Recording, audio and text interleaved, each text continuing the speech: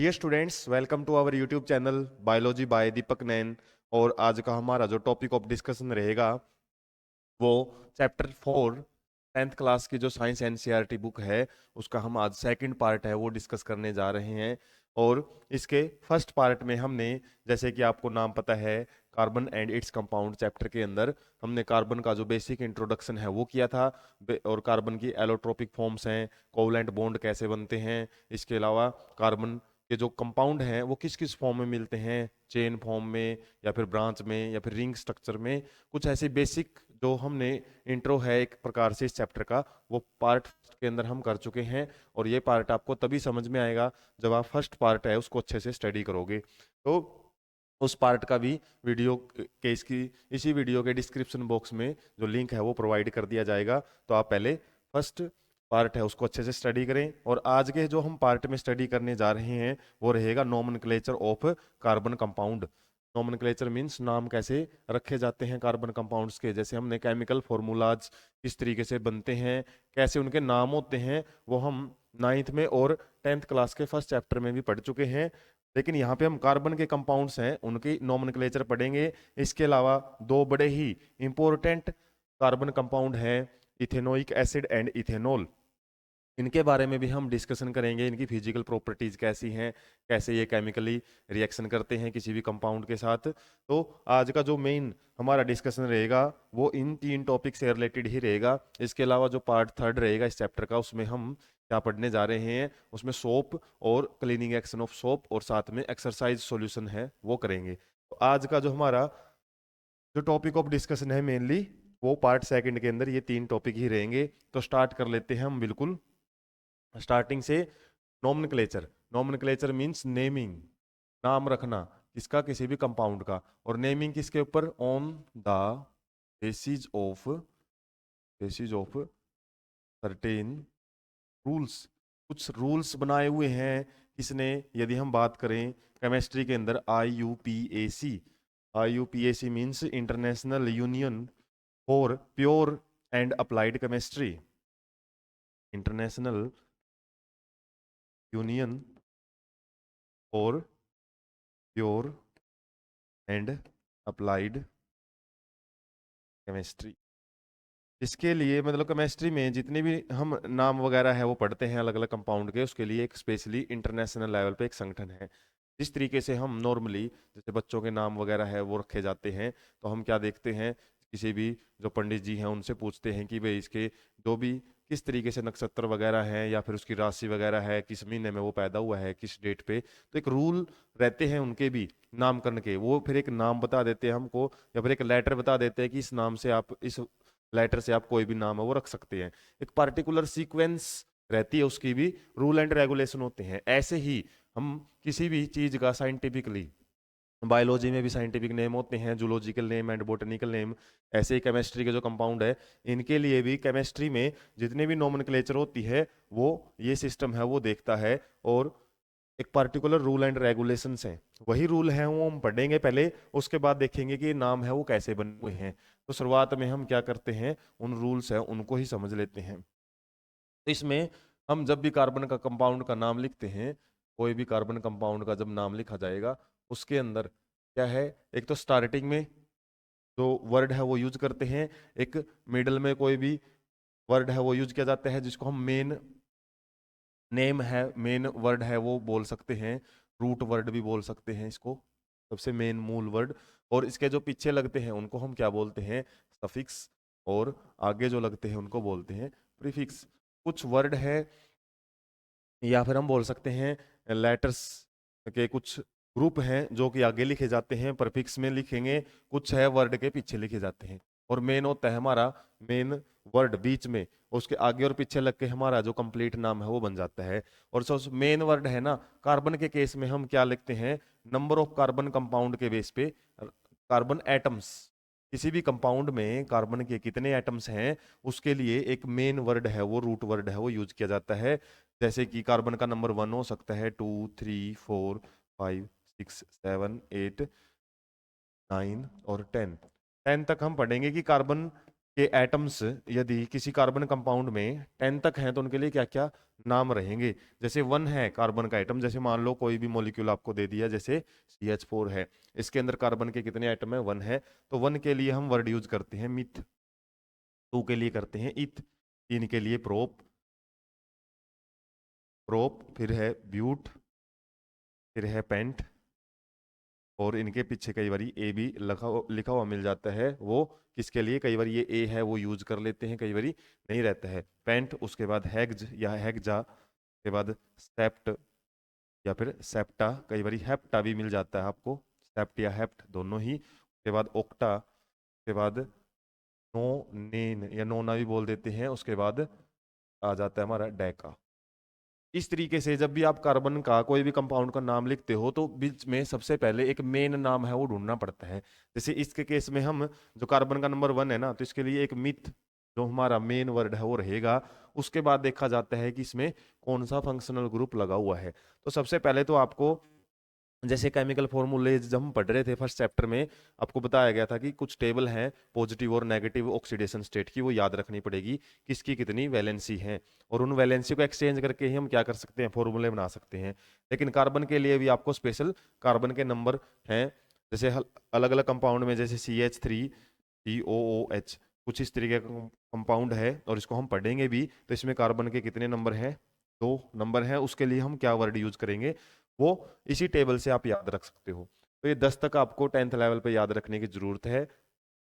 Higher classes में हो सकता है आपको और भी याद रखने पड़ जाएं। तो सबसे बेसिक चीज है इसकी। उसके बाद ज्यादातर हम सफिक्स यूज करते हैं इसके पीछे, इस वर्ड के पीछे कुछ वर्ड हैं या फिर कुछ लेटर का ग्रुप है वो यूज किया जाता है। और वो क्या रहेगा, सफिक्स क्या हो सकते हैं, फिर ये आ जाते हैं हमारे फंक्शनल ग्रुप के बेस पे, कौन सा फंक्शनल ग्रुप है।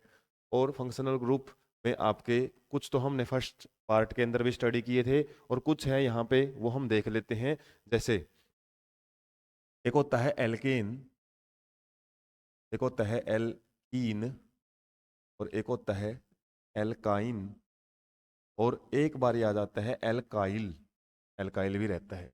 तो आपको इनके बारे में डिफरेंस है बेसिकली वो पता होना चाहिए कि क्या रहता है। जो एल्केन है ये आपका सिंगल बॉन्ड के लिए आता है, जब कार्बन कार्बन के बीच में सिंगल बॉन्ड हो उसके लिए हम एल्केन वर्ड यूज करते हैं। और जब कार्बन कार्बन कहीं पे मतलब कहीं पे डबल बॉन्ड आया हुआ हो दो कार्बन के बीच में, उसके लिए एल्कीन। कहीं पे कार्बन कार्बन के बीच में ट्रिपल बॉन्ड है तो उसके लिए एल्काइन। और एल्काइल ग्रुप किसके लिए रहता है, ये किसी भी हमारे कार्बन का एक ऐसा कंपाउंड होता है जो किसी के साथ अटैच हो सकता है इजिली, और इसको हम मेनली आर ग्रुप से डिनोट करते हैं। तो इनके आपको फार्मूले पते होने चाहिए पहले तो। जब भी एल्केन मिलेगा तो उसके अंदर कार्बन का जो नंबर है, यदि हमारे पास n मानेंगे तो उसमें हाइड्रोजन का नंबर है वो कितना होएगा, 2n+2।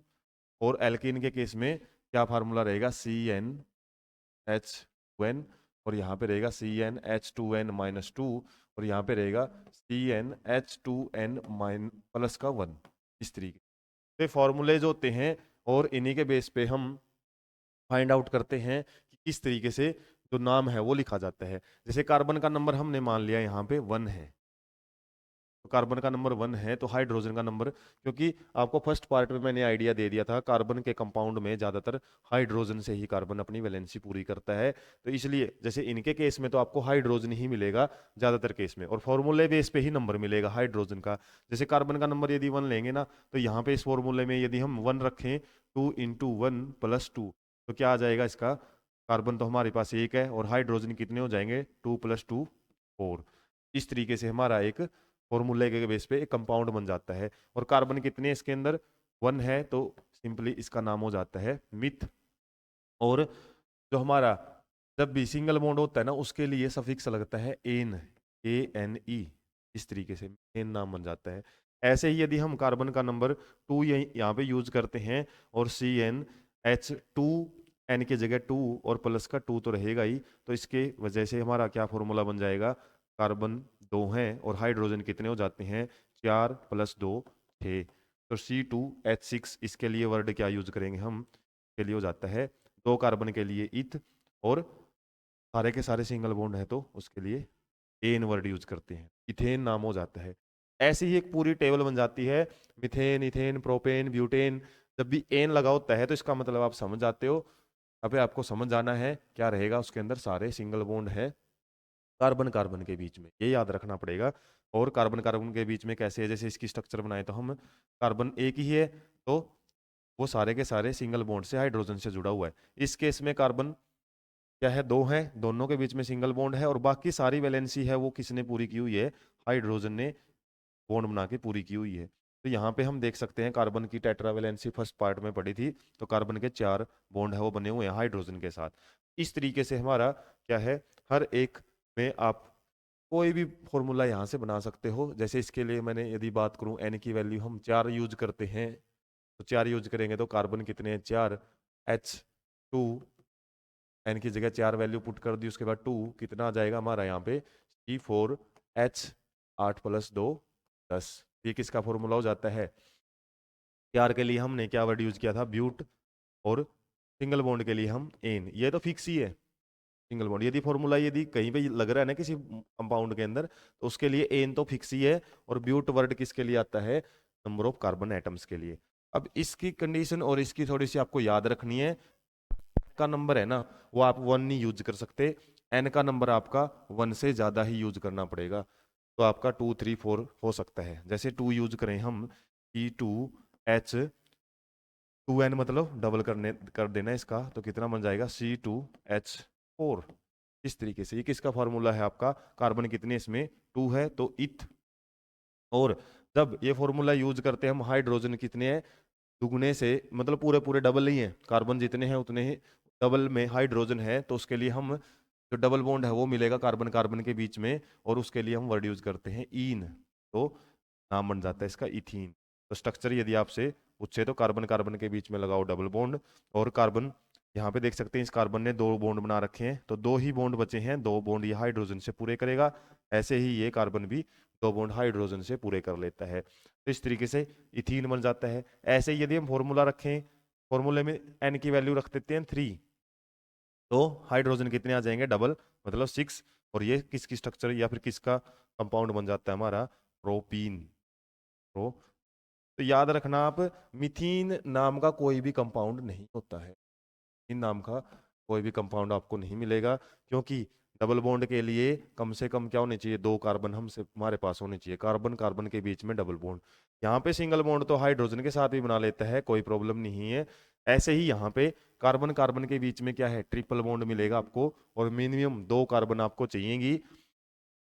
और इस केस में कार्बन ने 3 बॉन्ड बना लिए हैं, एक बॉन्ड बनाना रहता है तो हाइड्रोजन के साथ पूरा कर लेता है, ये भी हाइड्रोजन के साथ पूरा कर लेता है।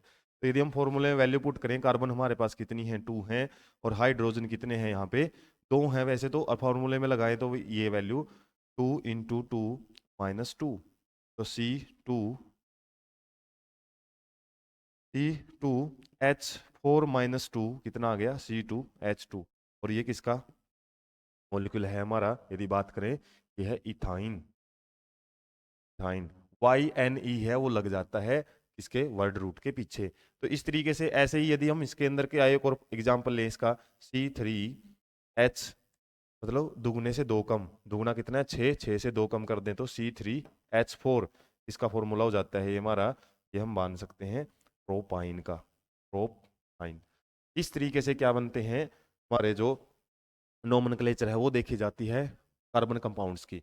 ये देखा जाता है कि उनके अंदर सिंगल बॉन्ड है, डबल बॉन्ड, कोवलेंट बॉन्ड में हमने डिस्कशन किया था फर्स्ट पार्ट में, क्या होते हैं सिंगल बॉन्ड, कितने इलेक्ट्रॉन की शेयरिंग होती है, और वहां पे हमने ये भी पढ़ा था, जहां पे सिंगल बॉन्ड होते हैं उनको हम क्या बोलते हैं, सैचुरेटेड हाइड्रोकार्बन, सैचुरेटेड हाइड्रोकार्बन या कार्बन कंपाउंड भी बोल सकते हैं। और जहां पे डबल और ट्रिपल बॉन्ड होते हैं उनको क्या बोलते हैं, अनसैचुरेटेड हाइड्रोकार्बन। और ये भी पढ़ लिया था कि इनके अंदर डिफरेंस क्या है, क्यों बोला जाता है इनको सैचुरेटेड और अनसैचुरेटेड। उसके बाद एक ये भी आपसे कई बार मिल जाता है, एल्काइल ग्रुप क्या होता है। एल्काइल ग्रुप में जब भी हम नाम लिखते हैं, तो जैसे कार्बन का नंबर यदि हम 1 यूज करें, और इसके अंदर वो 2 कंडीशन थी ना जिसमें 2 कार्बन चाहिए कम से कम, वो तो इनके अंदर ही है, इसमें सिंगल कार्बन हो सकता है, और फॉर्मूला क्या बनेगा, 1 × 2, सॉरी 2 × 1। फॉर्मूला क्या ऐसे यूज करते हैं हम, C1H2 और 1 + 1, तो क्या फॉर्मूला बन जाएगा, CH2+1 3। तो ये जो आपकी स्ट्रक्चर है या फिर एक जो हमारा ग्रुप है, इसको हम क्या बोल लेंगे, ए के लिए मिथ, और यदि हमारा ये फॉर्मूला लग रहा है उसके लिए YL ये वर्ड है यूज कर लेते हैं। ये मिथाइल ग्रुप होता है। और मिथाइल ग्रुप क्या है, ये किसी न किसी के साथ बॉन्ड जरूर बनाएगा, क्योंकि कार्बन ने ना 3 हाइड्रोजन के साथ तो बॉन्ड बना लिए, एक अब भी बॉन्ड बनाना इसका बचा हुआ है। तो कई बार आपको आर लगा हुआ मिल जाता है, ऐसे ROH। तो आर का मतलब क्या हो सकता है, कोई भी हमारा एल्काइल ग्रुप हो सकता है। इसी तरीके से यदि हम इसके अंदर क्या बनाना चाहें, 2 यूज करें तो C2H5 हो जाता है, इथाइल ग्रुप उसको बोला जाता है। तो इस तरीके से आपको प्रैक्टिस क्या करनी है, जो मैं आपको थोड़ा सा आइडिया दे देता हूँ। एक आपको टेबल की प्रैक्टिस कर लेनी है। जैसे यहाँ पे बात करूँ, कार्बन का नंबर है, यहाँ पे आपको एल्केन के फॉर्मूले हैं वो बनाने हैं। उसके बाद यहाँ पे एल्कीन के बाद एल्काइन, और प्रैक्टिस के लिए आपको इसका बनाना है एल्काइल ग्रुप का भी बनाना है। तो इनके आपको फॉर्मूले याद रखने हैं। फॉर्मूले क्या था इसका, CnH2n+2, इसका CnH2n, और इसका CnH2n-2, और इसका CnH2n+1। और इस चीज की प्रैक्टिस करनी है जैसे हमने बात की थी 1 से लेके 10 तक। इस तरीके से यदि कार्बन का नंबर 1 है तो हमारा यहाँ पे क्या बना था, CH4। 1 के लिए यहाँ पे कोई भी जगह नहीं है, कोई कंपाउंड नहीं बनता, क्योंकि 2 कम से कम कार्बन चाहिए एल्कीन और एल्काइन के लिए। और यहाँ पे क्या बनेगा आपका, CH3 है वो बन जाता है। इस तरीके से यदि यहाँ पे बात करें हम, क्या बनेगा, फॉर्मूले की बात करें तो C2H6 फॉर्मूले में यूज करें तो क्या बन जाएगा, ये बन जाएगा हमारा, यदि यहाँ पे इसकी नाम पूछे, इसका नाम क्या था, मिथेन का नाम क्या है, इथेन, अगले का नाम क्या है, प्रोपेन, फिर आएगा ब्यूटेन, फिर आएगा पेंटेन। तो नाम है इस तरीके से ही इनके रहेंगे। अब इसमें जो नाम है वो इत से शुरू होएगा, इथीन, फिर प्रोपीन, फिर ब्यूटीन, फिर पेंटीन, इस तरीके से। और ऐसे ही यहाँ पे क्या रहेंगे, फिर इथाइन, फिर आएगा प्रोपाइन, YN लग जाएगा, फिर आएगा ब्यूटाइन, और फिर आएगा पेंटाइन। और यहाँ पे जैसे इसके लिए एल्काइल वर्ड है, एल्काइल यहाँ पे क्या है हमारा, तो एल्काइल तो इसके लिए सिंपल के लिए, इसके लिए हम क्या यूज करेंगे, मिथाइल। मिथाइल के लिए है इथाइल, फिर है प्रोपाइल, फिर है ब्यूटाइल, फिर क्या था, पेंटाइल। 5 कार्बन के लिए। और ये फॉर्मूले आपको सिंपली पता होना चाहिए कितने कार्बन हैं। जैसे इसके अंदर कितने आ जाएंगे, C3H8 में आ जाएगा, C4H10, और इसमें आएगा C5H12, दुगने से 2 ज्यादा।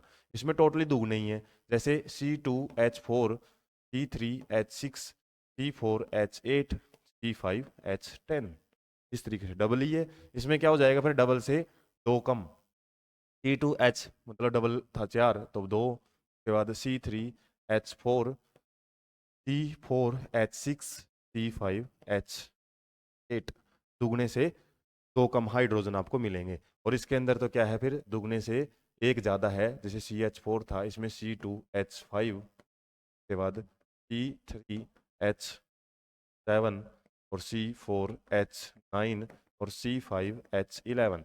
इस तरीके से फॉर्मूले बनते हैं। और सिंपली आप ऐसे ही, आपका ये फर्दर होमवर्क आपको खुद करना है। क्या करना है, इनकी प्रैक्टिस करके फर्दर जो 6 से हैं वो फॉर्मूले बना के, और उनके नाम आपको लिखने आने चाहिए। तो नाम लिखने के लिए आपको सबसे पहले तो कार्बन का नंबर पता होना चाहिए, और फिर ये देखना है कि फॉर्मूला हमारा कौन सा यूज हो रहा है। हाइड्रोजन का नंबर सिंपल याद रखना है। हाइड्रोजन का नंबर यदि 2 है, पूरा पूरा 2 है, तो वो एल्कीन है।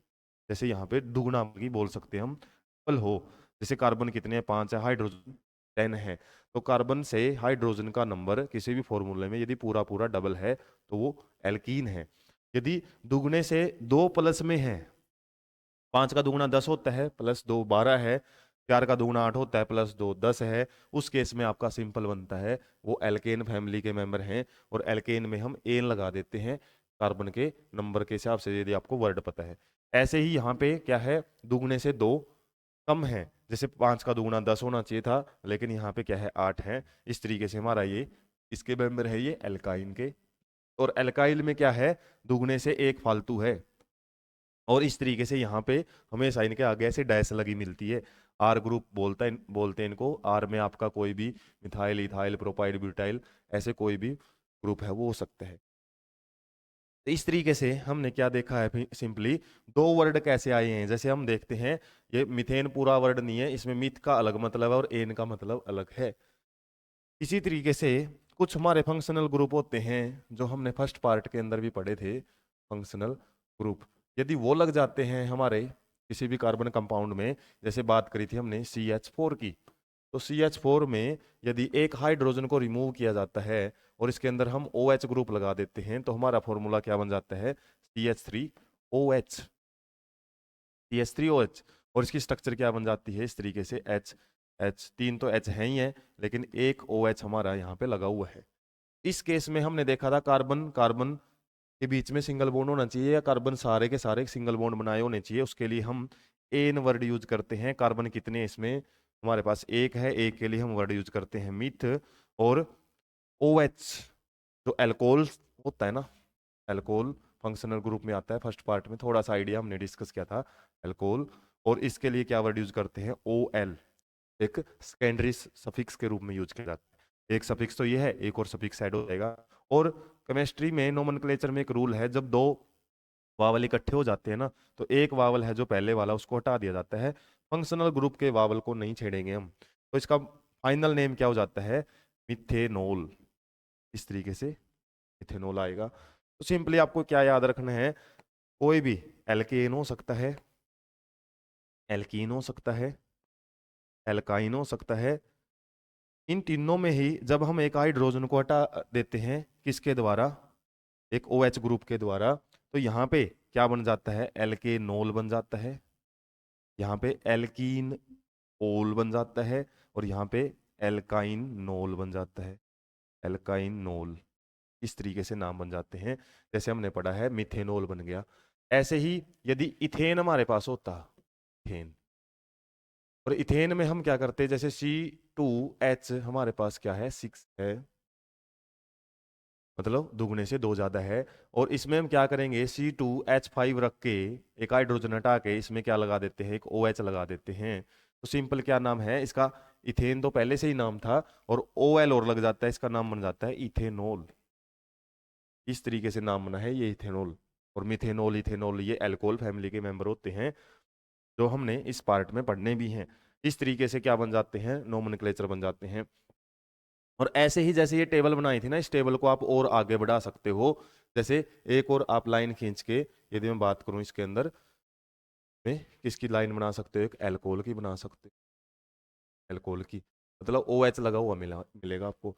जैसे CH3OH का हमने देख लिया, C2H5OH का भी हमने देख लिया। इसी तरीके से C3H7OH, और फिर C4H9OH।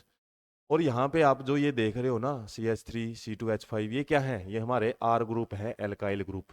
ये भी आप याद रख सकते हो। तो ये आपके क्या है, एल्केनोल हैं, एल्केनोल। ऐसे ही बनाओ तो एल्कीनोल के भी बन सकते हैं हमारे, एल्कीनोल के।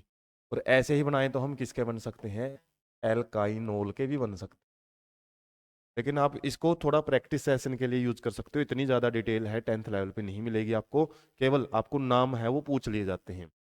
यदि आप डीपली जाओगे हर एक फंक्शनल ग्रुप के, जैसे एक और फंक्शनल ग्रुप है, उसको हम क्या बोलते हैं, इसे पिछले पार्ट में हमने पढ़ा भी था, एल्डेहाइड होता है। जब क्या लग जाता है, CHO है वो लग जाता है, CHO। और जैसे ये R है ना, R के साथ ही लगेगा, सिंपल याद रखो आप, R के साथ किसी भी एल्काइल ग्रुप के साथ CHO लग जाता है, उसके लिए क्या नाम वर्ड यूज करते हैं हम, AL वर्ड यूज किया जाता है। यदि वो एल्केन था तो वो एल्केनल बन जाता है, यदि वो एल्कीन था तो वो एल्कीनल बन जाता है, और यदि वो एल्काइन था तो एल्कीनाइल, एल्काइनल बन जाता है। इस तरीके से हमारे पास जो ये, इसमें क्या कंडीशन आएगी, हाइड्रोजन हटेगा एक, और CHO ग्रुप है वो जुड़ जाता है। और एक बात का आपको ध्यान रखना है, जैसे यदि आपको एक एग्जांपल बता दिया जाए, जैसे CH4 था, इसमें से हमने एक हाइड्रोजन माइनस करके और एक CHO लगा दिया ना, तो ये क्या था, पहले ये मीथेन था, लेकिन अब आप इसको मीथेनल मत बना देना, क्योंकि जो ये कार्बन ऐड हुई है ना, ये हमारे नंबरिंग को बिगाड़ देगी। कार्बन है एक और एक्स्ट्रा ऐड मानी जाएगी। जैसे CH3 CHO, ये यदि हमारे पास आ चुका है तो इसका नाम क्या बनेगा? अब दो कार्बन है तो दो के लिए इथ वर्ड यूज करेंगे, फिर AN यूज करेंगे सिंगल बॉन्ड के लिए, और AL वर्ड यूज किया जाएगा। AL L, इनमें आपको कंफ्यूज नहीं होना है। OL हमने एल्कोहल के लिए वर्ड यूज किया है, OL, और AL हम एल्डिहाइड के लिए यूज करते हैं।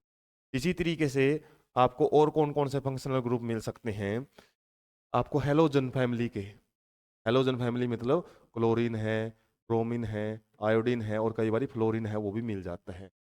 तो जब ये किसी भी हमारे एल्काइल ग्रुप के साथ लगे हुए हैं, एल्काइल मतलब वही CH3 हो सकता है, C2H5 हो सकता है, इनके साथ मान लो जैसे क्लोरीन लगा है, इसके साथ ब्रोमीन लगा हुआ है, तो इनके नाम कैसे लिखे जाते हैं? इसका नाम लिखा जाता है हेलो करके। हेलो मतलब क्लोरीन है तो क्लोरो, ब्रोमीन है तो ब्रोमो, तो ऐसे इसका नाम है। क्लोरो वर्ड यूज करेंगे इसके लिए ब्रोमो वर्ड यूज किया जाता है, इसके लिए आइडो, और इसके लिए फ्लोरो वर्ड यूज करते हैं, फ्लोरो। और वो वर्ड है वो पीछे नहीं लगता, वो वर्ड परफिक्स में लगता है। इसी का ध्यान रख लेना आप। जो हेलोजन फैमिली के मेंबर है ना, इनके नाम लिखते टाइम हम क्या करते हैं? वर्ड है वो आगे यूज किया जाता है। जैसे C2H5Br आपको एक एग्जांपल दिया था, और CH3Cl इसका एग्जांपल दिया था। अब CH3 के लिए तो हम क्या वर्ड यूज कर देंगे? सिंपल हेन। और तो क्लोरीन है, इसके लिए हम क्लोरो वर्ड है यूज करते हैं। क्लोरोमीथेन नाम होता है इसका, ना कि मीथेन क्लोरो, ऐसे पीछे लगाते। इसका नाम क्या हो जाता है? ब्रोमो, हम आगे वर्ड यूज कर देते हैं, और इथेन है वो पीछे वर्ड यूज कर लिया जाता है। इसी तरीके से यदि आपके पास C3H7 है कोई भी, और इसके पीछे लगा हुआ है आई मतलब आयोडीन, तो इसका नाम हो जाता है आइडो प्रोपेन। तो ऐसे चाहो तो आप कितने भी फॉर्मूले बना सकते हो। 10-10 के तो मैंने जो ग्रुप बनाए हैं ना, वो सारे 10-10 के ग्रुप क्लोरीन के बन कर सकते हैं, ब्रोमीन के, आयोडीन के। और 10-10 के ग्रुप है ना, वो एल्केन के अलग बन सकते हैं 10, ठीक है, 10 बन सकते हैं। ऐसे ही एल्कीन की बन सकते हैं 10, और ऐसे ही एल्काइन के बन सकते हैं 10। अब समझने वाली बात क्या है इसमें, आपका क्लोरीन के साथ है ना, जो ये 10 + 10 + 10 30 ऐसे कंपाउंड बन सकते हैं अकेले क्लोरीन के। ऐसे ही ब्रोमीन के भी 30 बन सकते हैं, आयोडीन के भी 30 बन सकते हैं, और हमारे फ्लोरीन के भी 30। तो यहाँ पे समझने की बात ये है कि हैलोजन के, या फिर जो क्लोरीन ब्रोमीन आयोडीन इनके है ना, यदि बनाना चाहिए हम कितने कंपाउंड बन सकते हैं? लगभग 120 कंपाउंड बन सकते हैं केवल हैलोजन के। ऐसे ही आपको एल्कोहल के बताया था ना, OH लगने के बाद, तो OH के भी हम कितने बना सकते हैं? 30 कंपाउंड है वो बन सकते हैं। एल्कीन के अलग, एल्कीन की अलग, मतलब एक बार तो एल्केन में H हटा के OH लगा दिया, एक बार एल्कीन में हटा दिया हमने। ऐसे ही एल्कीन का भी एग्जांपल देख लेते हैं। फॉर्मूला क्या था हमारा? डबल होता है बिल्कुल, जैसे C4H8, वैसे तो डबल होता है। और इसमें से हम क्या करेंगे? एक हाइड्रोजन हटा के और इसमें क्या लगा देंगे? यदि मान लो किसकी बात करें, OH की पढ़ लेते हैं इसमें, तो OH के केस में क्या आएगा? सिंपल OL तो पीछे लगेगा ही। कार्बन कितने हैं हमारे? 4 हैं, 4 के लिए हम वर्ड यूज करेंगे ब्यूट। और यहाँ पे फॉर्मूला देखेंगे क्या है? CnH2n का लगा हुआ है, मतलब एल्कीन है। एल्कीन है तो ENE, लेकिन E और O इकट्ठे हो जाते हैं तो इस E को हम काट देते हैं, तो क्या नाम बन जाता है? ब्यूटीनोल। तो ऐसे ये जस्ट प्रैक्टिस का ही गेम है ओनली। ऐसे ही यदि OH नहीं होता, और यदि हम बात करते C4H8 में, हमने एक हाइड्रोजन हटा के CHO लगा देते ना, उस केस में क्या बन जाता? C4H7CHO। इसके लिए हमको फिर नंबरिंग का ध्यान रखना पड़ेगा। कितनी नंबरिंग होगी यहाँ पे? 5 होगी है, तो 5 के लिए हम पेंटीन।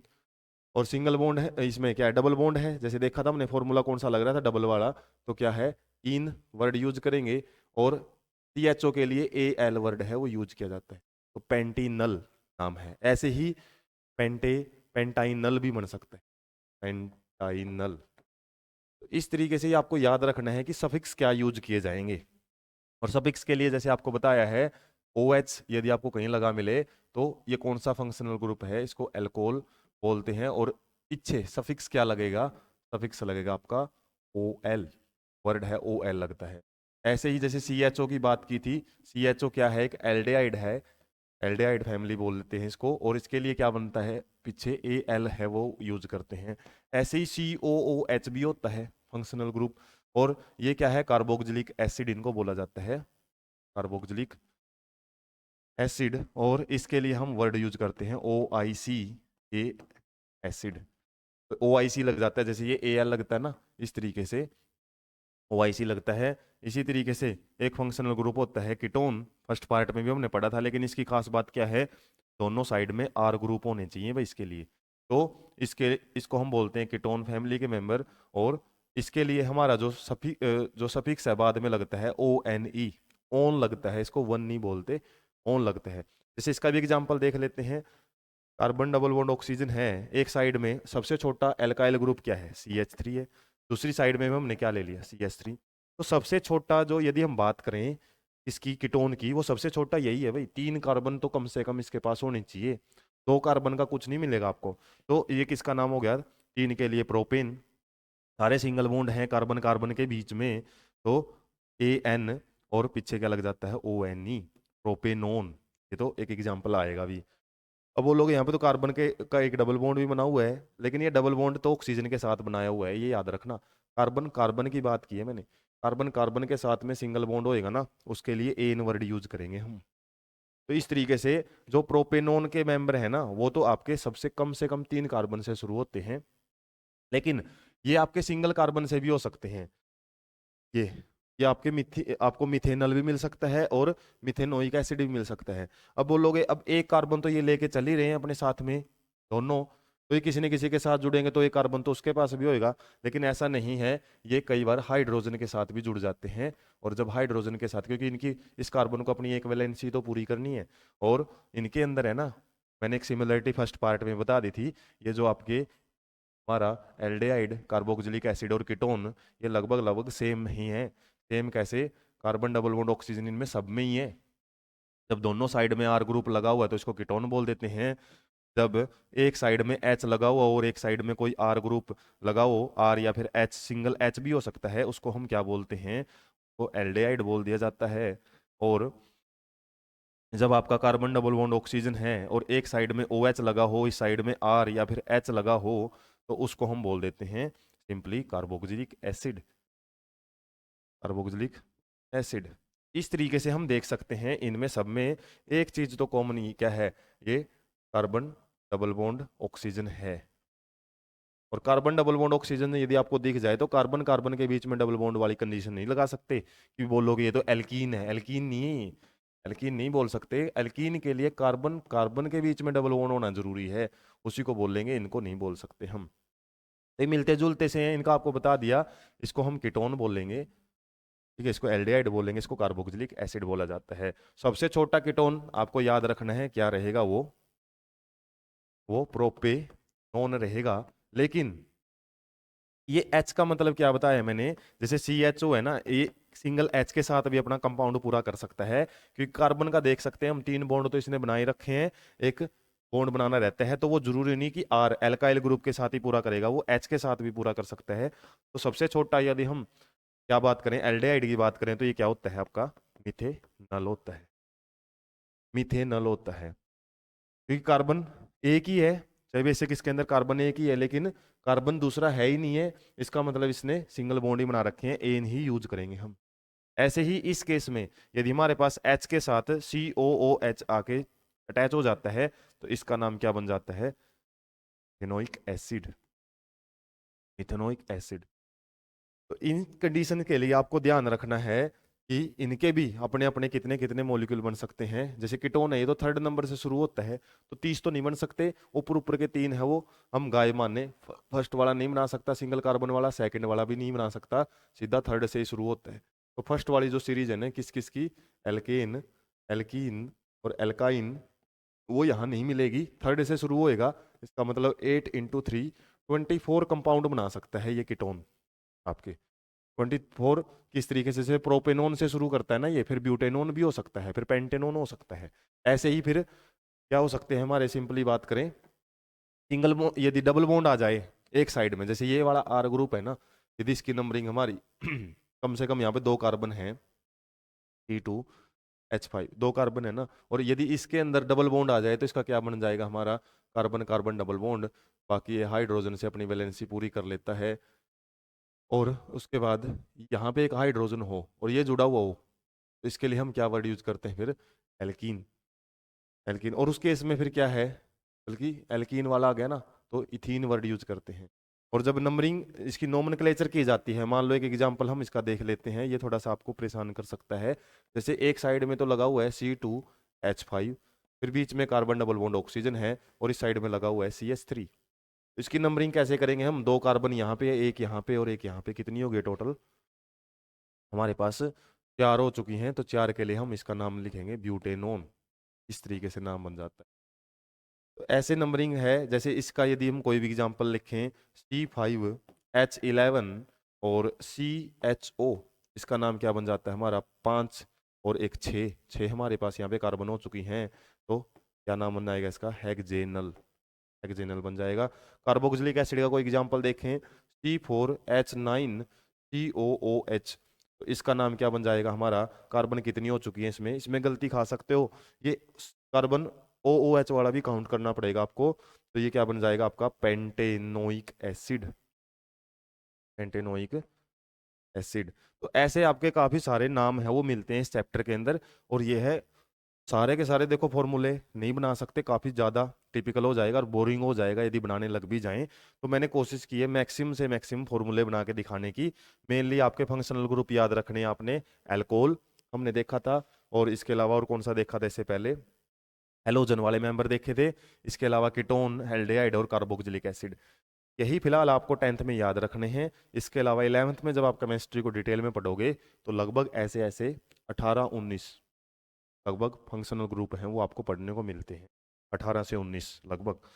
तो इस तरीके से आपको ध्यान रखना है कि जब भी हमारा कार्बन के अंदर नंबरिंग होती है तो वो किस तरीके से हमारे नाम को है वो क्या करती है, अलग अलग ढंग से इफेक्ट करती है।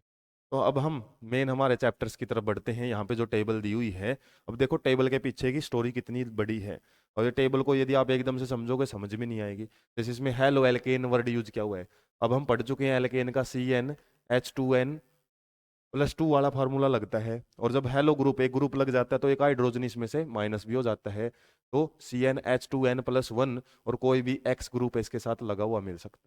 तो इसको सिंपली कैसे रिप्रेजेंट करते हैं हम, Rx से रिप्रेजेंट करते हैं भाई, Rx, R का फॉर्मूला क्या था, CnH2n+1, और X में कोई भी आपका कौन हो सकता है, क्लोरीन, ब्रोमीन, आयोडीन, फ्लोरीन, ये हो सकते हैं।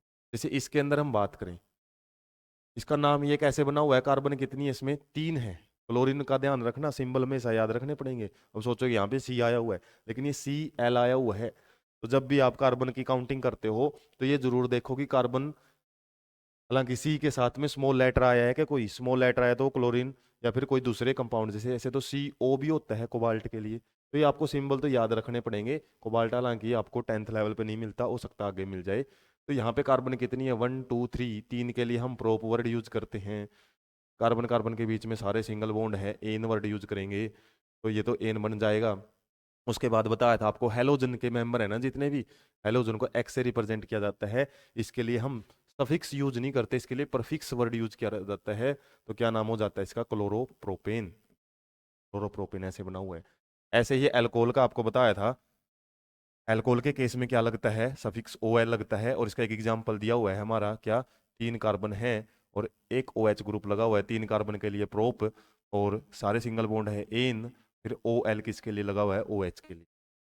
ऐसे ही एल्डिहाइड के लिए यदि हम 3 कार्बन की बात करें, इसमें मान लो हमारे पास R तो यही था R हमारे पास, CHO लगा हुआ है अलग से, CHO के लिए Al, और 3 कार्बन हैं तो 3 कार्बन के लिए प्रोप वर्ड यूज करते हैं, प्रोपेनल। तो इसमें ज्यादातर एग्जाम्पल है ना हमारे पास किसके दे रखे हैं, ऊपर एल्केन के दे रखे हैं, एल्कीन वगैरह के नहीं है। इनके लिए एल्कीन के लिए अलग से इसने तो सिंपली दिए हुए हैं कि इन और आइन भी लग सकते हैं। ऐसे यदि हम कीटोन की बात करें, कीटोन की कंडीशन आपको बताई थी, सी डबल बॉन्ड ओ जरूर मिलेगा, एक साइड में भी कार्बन मिलेगी, दूसरी साइड में भी कार्बन मिल सकती है। वो कार्बन सारे सिंगल बॉन्ड भी बनाई मिल सकती है, डबल भी मिल सकती है। तो कार्बन टोटल हमारे यहाँ पे 3 हो चुकी हैं, 3 के लिए और एन सिंगल बॉन्ड के लिए है। कार्बन कार्बन के बीच में सिंगल बॉन्ड, इसका तो मैं बता चुका हूँ। इस डबल बॉन्ड से कंफ्यूज मत हो जाना, जो ऑक्सीजन ने बनाया हुआ है। कार्बन कार्बन के बीच में सारे सिंगल बॉन्ड है, तो जाहिर सी बात है क्या है ये, सिंगल बॉन्ड वाला एन वर्ड यूज करेंगे हम, एन। और ऑन किसके लिए आया है, कार्बन डबल बॉन्ड ऑक्सीजन बीचों बीच आया हुआ है। यदि यही carbon double bond oxygen side में आया हुआ हो और एक साइड में OH, इसके लिए हम ओइक एसिड वर्ड यूज करते हैं, कार्बोक्सिलिक एसिड का मेंबर है। ऐसे ही क्या था हमारा, ये था carbon double bond oxygen and में आया हुआ हो और एक जगह पे हाइड्रोजन लगा हुआ हो, उसके लिए हम एल्डिहाइड का हमने जिक्र किया था। इस तरीके से कार्बन 3 है, प्रोपेन, सारे सिंगल बॉन्ड है कार्बन कार्बन के बीच में, एन, और ओइक एसिड किसके लिए आया है, ये जो हमारा फंक्शनल ग्रुप आया हुआ है।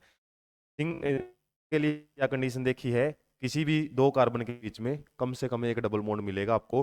3 कार्बन है, 3 कार्बन और प्रोपीन, इसके तो एग्जांपल हमने काफी कर लिए थे, प्रोपीन, ब्यूटीन, पेंटीन, इस तरीके से। ऐसे ही वाई के लिए, मतलब वाई एन कब लगेगा सफिक्स, तब आपका फॉर्मूला क्या रहेगा, CnH2n-2, इसका CnH2n, और इसका क्या था CN।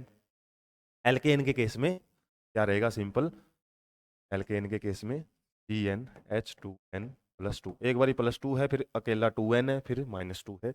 इस तरीके से ये क्या बना हुआ हमारा, कार्बन कार्बन के बीच में ट्रिपल बॉन्ड आया हुआ है कम से कम एक, तो उसके लिए हमने YN लगा दिया पीछे, और 3 कार्बन है तो प्रोपाइन, इस तरीके से। तो ये नोमेनक्लेचर आप कितने भी कंपाउंड की प्रैक्टिस कर सकते हो, और कुछ एग्जाम्पल तो हमारी बुक के अंदर क्वेश्चन में भी मिलेंगे।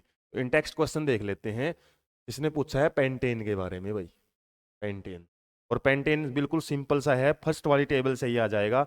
पेंटेन मतलब 5 कार्बन है हमारे पास, 5 कार्बन है, और 5 कार्बन में सिंपल फॉर्मूला क्या लिखा हुआ है, ANE लगाया हुआ है, सारे के सारे सिंगल बॉन्ड लगा देने हैं, और बाकी वैलेंसी किससे पूरी करेगा, ये हाइड्रोजन से।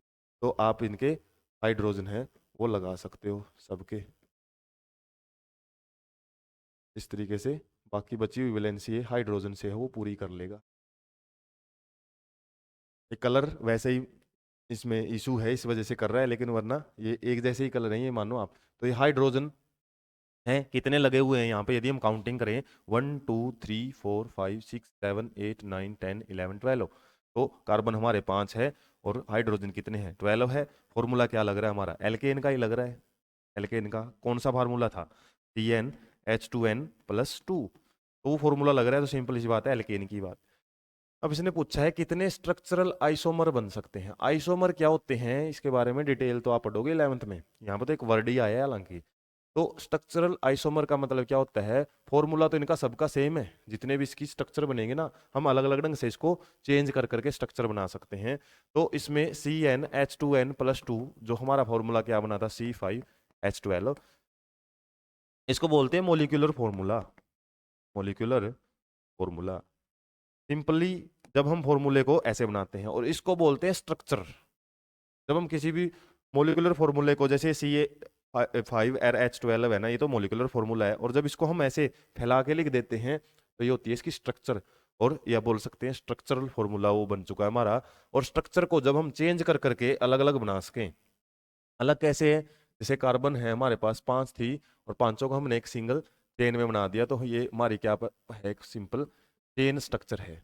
उसके बाद यदि हमने क्या कर दिया, चेन में कार्बन है वो रख दिए 4, और एक कार्बन है ना वो हमने साइड में लगा दिया, तो ब्रांचिंग भी बोलते हैं। पढ़ा भी था हमने फर्स्ट पार्ट में, ब्रांचिंग का मतलब क्या है, एक जो चेन जा रही थी ना, उसमें हमने कार्बन या तो यहाँ लगा दिया या फिर यहाँ लगा सकते हैं। अब यहाँ नहीं लगा सकते, यहाँ पे लगा देंगे तो ये चेन इस तरीके से बन गई है, ठीक है। ये अलग से ब्रांच नहीं बोलेंगे हम, ब्रांच के लिए आपको एक कार्बन लास्ट में छोड़ना पड़ेगा, किसी भी किनारे से एक कार्बन छोड़ के दूसरी कार्बन पे आपको लगाना पड़ता है, तो ये स्ट्रक्चर आपकी बन सकती है। या फिर इसको क्या कर सकते थे, हमारे पास 4 कार्बन तो चेन में रखनी है, और एक कार्बन हमने यहाँ लगा दी, तो इसका तो कोई फायदा नहीं है, ये तो चेन ही बन जाएगी। इसको हम ब्रांच करने के लिए यहाँ से भी लगा सकते हैं, मतलब या तो इस कार्बन पे लगा दो जैसे उसमें लगाया, या फिर इस कार्बन पे लगा दो, बात बराबर ही है, दोनों मॉलिक्यूल एक जैसे ही हैं। उसके बाद एक स्ट्रक्चर क्या बना सकते हैं, 3 कार्बन को तो रख लें हम चेन में, एक कार्बन को लगा दें ऊपर और एक को लगा दें नीचे, इस तरीके से। तो एक स्ट्रक्चर इसकी ये बन सकती है। तो मतलब हम किस किस तरीके से जो स्ट्रक्चर है वो चेंज कर सकते हैं, उसी को आइसोमर्स बोलते हैं। आइसोमर्स, डिफरेंट स्ट्रक्चर्स का पाया जाना किसी भी एक मॉलिक्यूल का। तो यहाँ पे यदि हम सिंपल जो स्ट्रक्चर है, पांचों के पांच कार्बन एक के पीछे एक लगे हुए हैं, उसको बोलते हैं एन पेंटेन। N pentane. और जब कार्बन टोटल 5 ही हैं हमारे पास, लेकिन एक ब्रांचिंग में साइड में गई हुई है, और उसको हम क्या बोलेंगे फिर, आइसोपेंटेन। आइसोपेंटेन। और जब दो ब्रांचिंग हुई है, एक ऊपर और एक नीचे निकल गई, इसका कोई सब वो अलग तरीका नहीं है, इसका तो सिंगल ही है बस। में तो हमारे पास 5 कार्बन ऐसे लगे हुए हैं, इसको बोलते हैं नियो पेंटेन। और ये जो आइसो एन पेंटेन ये वर्ड जो मैंने यूज किए ना, ये इसके कॉमन नेम है भाई, कॉमन नेम है। IUPAC नेम यदि आप इसके पढ़ोगे वो थोड़े से अलग हो जाते हैं। उसमें क्या रूल कहता है कि भाई एक चेन आपको सेलेक्ट करनी पड़ती है केवल। एक पहले तो चेन सेलेक्ट करो, जैसे इसमें 5 कार्बन है ना, तो इसका तो सिंपल है, हमारा पेंटेन ही नाम बन जाएगा, इसके तो कोई रूल नहीं लगेगा। लेकिन इसका यदि हमको IUPAC नेम आपसे पूछा जाए ना, इसका क्या बनेगा, हमारे पास पहले तो एक चेन सेलेक्ट करो आप, लंबी चेन, ब्रांच पे नहीं जाना है आपने। चेन देखो, चेन आप इस तरीके से काउंट कर लो, या फिर चेन को इस तरीके से मोड़ के देख लो, कार्बन कितने आ रहे हैं हमारे पास, 4 ही आ रहे हैं। ऐसे भी देखोगे तो ये भी 4 ही आ रहे हैं, यहाँ से काउंटिंग करोगे फिर भी 4 ही हैं। तो आपने क्या करना है, एक के पीछे एक जो कार्बन लगी हुई है ना, उसको काउंट करना है। और इसकी ज्यादा डिटेल आप 11th में ही पढ़ोगे। तो इसका दूसरा नाम वो क्या बन सकता है, एक कार्बन जब हमारी साइड में चली जाती है ना, उसके लिए हम मिथाइल वर्ड यूज करते हैं। एक कार्बन जब साइड ब्रांच में हो और 4 हमारी कार्बन मेन चेन में है, तो इसके लिए हम क्या वर्ड यूज करेंगे, ब्यूटेन। और इसका नाम क्या हो जाएगा, मिथाइल जो वर्ड है ना वो आगे लगता है एज ए परफिक्स, तो मिथाइल ब्यूटेन नाम बन जाता है इसका। और इसका यदि हम देखें, इसकी चेन यदि काउंट करें 1 2 3 इस तरीके से, ऐसे नहीं जा सकते सीधा, ये देखेंगे बॉन्डेड वाली कार्बन चेन में कितनी है, 1 2 3, ऐसे देख लेंगे 1 2 3, ऐसे भी, ऐसे देख लो 1 2 3, 3 ही आ रही है हमारे पास एक चेन में, 3 के लिए तो हम प्रोपेन वर्ड यूज करेंगे। उसके बाद ये देखेंगे, जैसे हमने मान लो 1 2 3 इस तरीके से नंबरिंग की है इसकी, तो एक मिथाइल ग्रुप ऊपर लगा हुआ है, एक मिथाइल ग्रुप, तो 2 मिथाइल ग्रुप हैं, 2 के लिए हम वर्ड यूज करते हैं डाई मिथाइल, डाइन मिथाइल। और दूसरी पोर्शन पे लगे हुए हैं तो 2 2 इस तरीके से डाई मिथाइल और प्रोपेन इसका नाम बनता है। ये थोड़ी सी डिटेल है, आप इस लेवल पे केवल आइसोनियो वाली बातें हैं वो याद रख सकते हो। अब आपके लिए ये थोड़ा इजी लग रहा है आइसोनियो, भाई ये पता नहीं क्या बता रहे हैं सर, लेकिन आगे आएंगे ना जब आप 11th में पढ़ोगे, ये आपको टिपिकल लगेंगी ये चीजें, और ये आपको इजी लगेंगी, क्योंकि ये रूल है ना जो नोमेनक्लेचर, ये बड़ा टिपिकल चीजें हैं। और एक बार यदि आप समझ लेते हो ना, तो उसके लिए आपको बड़े इजी हो जाते हैं किस तरीके से, और कंप्लीट डिटेल चलती है 11th क्लास में नोमेनक्लेचर से रिलेटेड। तो कार्बन बहुत ही ज्यादा एक हम मान सकते हैं वर्सेटाइल कंपाउंड, हमने पढ़ा था, बहुत ज्यादा कंपाउंड इसके मिलते हैं आपके कार्बन के, कार्बन एटम है ना हर जगह आपको मिलता है, और उसके लिए एक स्पेशल सिस्टम है वो काम करता है। ऑर्गेनिक केमिस्ट्री ही हमने स्पेशल कार्बोनेटेड्स कंपाउंड के लिए डिजाइन की हुई है पढ़ने के लिए। और जब भी आप आगे बड़ी क्लास में पढ़ोगे ऑर्गेनिक केमिस्ट्री, आपको थोड़ी सी टिपिकल लगती है इनऑर्गेनिक से, क्योंकि इसमें काफ़ी सारी चीज़ें हैं ना, अलग से रूल बनाए हुए हैं, अलग से इसकी रिएक्शंस आती हैं, तो वो रहेंगी। तो हम क्वेश्चंस पे जाते हैं, ज़्यादा तो आप डिटेल है फर्दर क्लासेज में पढ़ोगे। हमने जो क्वेश्चन का सॉल्यूशन था वो यहाँ पे कर लिया है। एक स्ट्रक्चर तो इसकी ये आएगी, दूसरी स्ट्रक्चर क्या थी, हमारे पास 4 कार्बन एक चेन में थे, एक कार्बन यहाँ पे, बाकी आपने लगा देने हैं हाइड्रोजन। अब इस कार्बन के कितने 3 बॉन्ड पूरे हो चुके हैं, एक हाइड्रोजन यहाँ लग जाएगा, यहाँ पे आपके हाइड्रोजन इस तरीके से लगेंगे। कार्बन का आपने देख लेना है कितने बॉन्ड उसके बनाने बचे हुए हैं। एक स्ट्रक्चर इसकी ये थी, और एक हमने ऐसी बनाई थी स्ट्रक्चर, और इसमें कार्बन 3 बॉन्ड बनाने रहते हैं, 3 बॉन्ड ये बना लेता है हाइड्रोजन के साथ, ये भी 3 बना लेता है हाइड्रोजन के साथ, और ये भी अपने 3 है हाइड्रोजन के साथ पूरे कर लेता है, ये भी 3 हाइड्रोजन के साथ अपने बॉन्ड पूरे कर लेता है। और ये कार्बन है, इसके तो चारों बॉन्ड कार्बन कार्बन से ही पूरे हो चुके हैं। तो इनके अंदर सबके अंदर यदि आप फॉर्मूला देखोगे ना, काउंट कर भी लेना बना के स्ट्रक्चर को, तो आपका C5H12 ही बनेगा। सेकंड क्वेश्चन देख लेते हैं, what are the 2 properties of carbon which led to huge number of carbon compound. ये आपका फर्स्ट पार्ट से है, 2 प्रॉपर्टी की एक्सप्लेनेशन मैंने की थी, एक तो टेट्रावेलेंसी, टेट्रावेलेंसी 4 बॉन्ड बनाने की जो कैपेसिटी है कार्बन की वो, और दूसरा है कैटानेशन पावर, कैटानेशन पावर। ये क्या होती है, लॉन्ग चेन बनाने की कैपेसिटी। कार्बन है ना अपने एटम्स के साथ एक लंबी चेन बना सकता है। इन्हीं दो प्रॉपर्टी को आपने इस क्वेश्चन के अंदर एक्सप्लेन करना है। उसके बाद next, what will be the formula and electron dot structure of cyclopentane. Cyclopentane मतलब हमारे पास फर्स्ट पार्ट से क्वेश्चन आना है कि ये 5 कार्बन है, और 5 कार्बन है वो कैसे हैं, रिंग में है, और एन लगा हुआ है, इसका मतलब जाहिर सी बात है यहाँ पे सारे सिंगल बॉन्ड है कार्बन कार्बन के बीच में। बाकी जो बॉन्ड है वो आपने किससे पूरे कर देने हैं, हाइड्रोजन लगा के पूरे कर देने हैं। दो दो हाइड्रोजन ही लगा पाओगे आप, क्योंकि दो दो बॉन्ड कार्बन ने पूरे किए हुए हैं, एक आगे वाली कार्बन से एक पीछे वाली से। तो मेन तो हमारी स्ट्रक्चर बनेगी ये। और एक बात आपको याद रखने की है, जो वो साइक्लो जब भी आ जाए ना, साइक्लोपेंटेन, इसका जो फॉर्मूला रहेगा ना वो CnH2n वाला रहेगा, मतलब डबल बॉन्ड वाला रहेगा, ये याद रखना। क्योंकि हमारे पास जो कार्बन थी ना, सिंपल पेंटेन होता तो इस तरीके से जैसे वो चेन थी लॉन्ग।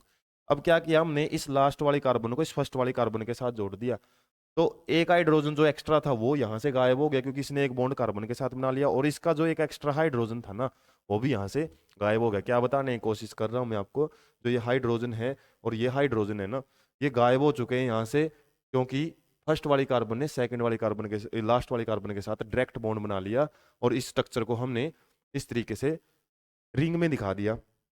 और इसकी यदि हम बात करें, जो आपकी इलेक्ट्रॉन डॉट स्ट्रक्चर की, वो यहाँ से समझ लेते हैं, साइक्लो पेंटेन। और साइक्लोपेंटेन की जो स्ट्रक्चर है वो क्या बनेगी आपकी, कार्बन है वो 5 है, आपने दिखा देने हैं इस तरीके से। 5 कार्बन हमारे हो चुके हैं, और इसके जो हाइड्रोजन है वो दो दो हाइड्रोजन है वो अटैच हो जाएंगे, क्योंकि कार्बन है वो तो 4 से ज़्यादा बॉन्ड बना ही नहीं सकता। तो इस तरीके से हमारी बेसिक स्ट्रक्चर वो बनेगी। लेकिन इसने पूछा है electron dot structure. First part में आपको थोड़ा आइडिया दे दिया था मैंने, पहले तो क्या लिख लो, जो हमारे पास कार्बन है उनको लिखो, जहां जहां बॉन्ड लगे हुए हैं इनके बीच में सिंगल बॉन्ड है तो 2 इलेक्ट्रॉन ऐसे लिख दो, इसके 2 इलेक्ट्रॉन, जितने सिंगल बॉन्ड है उनके 2 2 इलेक्ट्रॉन आप ऐसे लिख सकते हो। बाकी हर एक के साथ हाइड्रोजन लगे हुए हैं 2 2, इस तरीके से 2 2 हाइड्रोजन है वो लिख दो। अभी आपने डैश नहीं लगानी है, केवल हाइड्रोजन लिखने। अब क्या है, यहाँ पे जो बॉन्ड बने हुए हैं हाइड्रोजन के और कार्बन के बीच में, इनके भी आप 2 2 इलेक्ट्रॉन है वो लगा सकते हो सबके। उसके बाद जब ये काम आपका कंप्लीट हो जाता है, फिर बना दो इनके, जिसके ऑक्टेट पूरे होते हैं ऑक्टेट पूरे कर दो, जिसके डुप्लेट पूरे होते हैं डुप्लेट। जैसे यहाँ पे हाइड्रोजन है ना जितने भी, वो अपने डुप्लेट पूरे कर लेता है तरीके से। यहाँ पे हाइड्रोजन के हैं वो डुप्लेट पूरे हो चुके हैं, और कार्बन क्या करेगा, अपने ऑक्टेट पूरे करेगा। अब तो इसके ऑक्टेट है वो पूरे करते दिखा दो। जैसे कार्बन है, इसके 2 इलेक्ट्रॉन यहाँ हैं, 2 यहाँ हैं, 2 ऊपर, इस तरीके से इसका ऑक्टेट पूरा हो जाएगा। इसी तरीके से ये सर्कल आप खींचते हो ना, इसके इसमें ध्यान रखना, आपको फर्स्ट पार्ट में भी मैंने डिस्कस किया था कि एक सर्कल के अंदर एक तो होना चाहिए बीच में एलिमेंट या एटम, और इसके 8 इलेक्ट्रॉन है वो पूरे करके दिखाने हैं। इस तरीके से यहाँ पे भी 8 पूरे कर गए। इस तरीके से यहाँ पे यदि बात करें इस कार्बन की, तो इसके कुछ इस तरीके से वो 8 इलेक्ट्रॉन्स है वो पूरे कर चुका है। ऐसे ही इस कार्बन की बात करें, ऐसे इसके भी 8 इलेक्ट्रॉन्स है वो पूरे हो चुके हैं। तो इस प्रकार की एक आपको साइक्लिक या साइक्लोपेंटेन है ना, जो साइक्लोपेंटेन, इसकी क्या स्ट्रक्चर है, ये इलेक्ट्रॉन डॉट स्ट्रक्चर है। तो यदि आपको फॉर्मूला आता है उसको बेसिकली आप बना सकते हो, उसके बाद तो डॉट लगा लगा के ऑक्टेट पूरे करके दिखा दो। ये सिंपल सा तरीका है इलेक्ट्रॉन डॉट का। कंफ्यूज नहीं होना है कि क्या बना देते हैं। इससे पहले हमने S8 की भी स्ट्रक्चर बनाई थी फर्स्ट पार्ट में, उसका भी क्या फॉर्मूला था, सिंपली उसको आपको यही बताया गया था कि यहाँ पे जो 8 हमारे सल्फर थे वो सिंगल बॉन्ड से जुड़े हुए हैं सारे, और जब सिंगल बॉन्ड होता है तो वहां पे आप क्या है, 2 2 इलेक्ट्रॉन लगा के वैलेंसी है या फिर जो ऑक्टेट है वो पूरा कर सकते। इस तरीके से हमारा ये था साइक्लोपेंटेन। नेक्स्ट क्वेश्चन देख लेते हैं, draw the structure of the following compound. इनकी आपको स्ट्रक्चर पूछी है, इलेक्ट्रॉन डॉट की नहीं बोली है, केवल स्ट्रक्चर।